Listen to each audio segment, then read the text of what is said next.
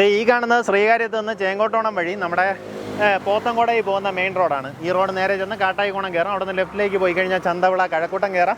വലത്തോട്ട് പോയി കഴിഞ്ഞാൽ പോത്തൻകോട് പോകാം. ഈ മെയിൻ റോഡ് അരികത്തായിട്ട് നമുക്കൊരു കമേഴ്സ്യൽ പ്രോപ്പർട്ടിയും അല്ലാണ്ട് കുറച്ച് ഹൗസ് പ്ലോട്ടുകളും വിൽപ്പനയ്ക്കുണ്ട്.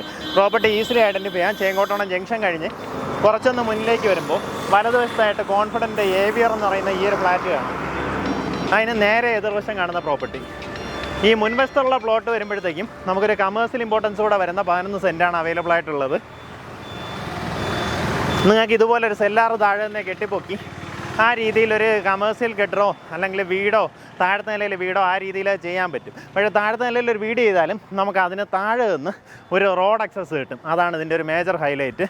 അപ്പോൾ ഇത് വരുന്ന ഒരു 11 സെൻറ്റും പിൻവശത്തേക്കാണെങ്കിൽ 4 സെൻറ്റ് മുതലുള്ള ഹൗസ് പ്ലോട്ടുകളും ലഭ്യമാണ്. നമ്മുടെ ആ പ്ലോട്ട് വരുമ്പോൾ മെയിൻ റോഡ് ഫ്രണ്ടേജ് വരുന്ന പ്ലോട്ടാണ്. ഏകദേശം 11 സെൻറ്റോളം ഉണ്ട്. നമുക്ക് താഴത്തെ സെല്ലാർ പോർഷൻ ആണെങ്കിൽ തന്നെയും ഈ ഒരു വഴി ഉപയോഗപ്പെടുത്താവുന്നതാണ്. അപ്പോൾ താഴെ ഒരു ഗോഡൗണും മേളിലേക്ക് ഷോറൂമോ അല്ലെങ്കിൽ താഴെ റെസിഡൻഷ്യൽ പർപ്പസും മേളിലേക്ക് കടമുറിയും എങ്ങനെ വേണമെങ്കിലും ചെയ്തെടുക്കാം.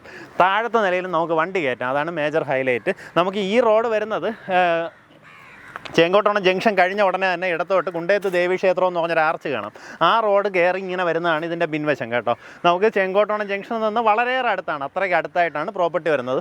ഇതിനകത്തേക്കുള്ള റോഡ് ഫോം ചെയ്തിട്ടുള്ളത് ഏകദേശം 4 മീറ്റർ വീതിക്കാണ്. ഫുള്ളായിട്ട് ഇൻ്റർലോക്കും ഇതുപോലെ കോബിൾ സ്റ്റോണൊക്കെ വെച്ച് നീറ്റ് ആക്കിയിട്ടുണ്ട്.